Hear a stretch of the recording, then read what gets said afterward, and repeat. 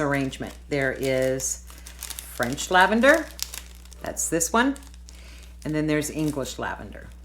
And if you look at the finished mushrooms in this, these are just the cutest little mushrooms.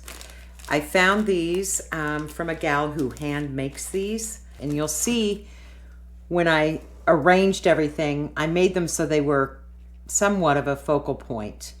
These have been dyed so that they're a little more green. Normally they would be a gray brown color. And then of course that was the inspiration box kind of going on here with the different elements and the different groupings. Everything is grouped together like they would grow in the ground rather than arrangement.